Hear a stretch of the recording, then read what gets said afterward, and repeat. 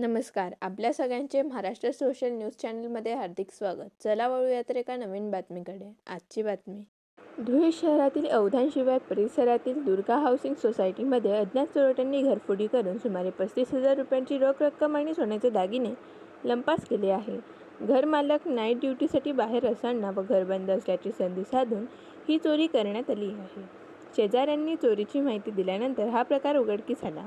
घटनेची माहिती मिळताच पोलिसांनी घटनास्थळी धाव घेत पाहणी केली असून ठसे तज्ज्ञ पथकाच्या मदतीने पुढील तपास सुरू आहे.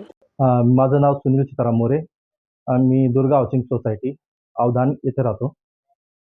साधारण 4 ते 4:30च्या मध्ये 2 चोर होते.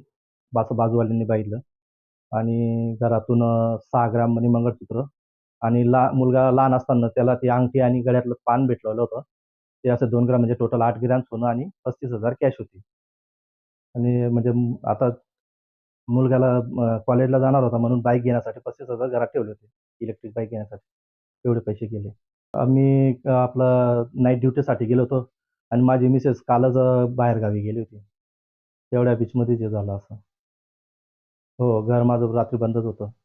साधारण 10-10:30 पर्यंत मी तो घरी होतो. त्यानंतर नाईट ड्युटीसाठी गेलो होतो. बातमी आवडल्यास चॅनलला लाईक व सबस्क्राईब करा व दररोज अशा नवनवीन बातम्या पाहण्यासाठी चॅनलला फॉलो करा. धन्यवाद.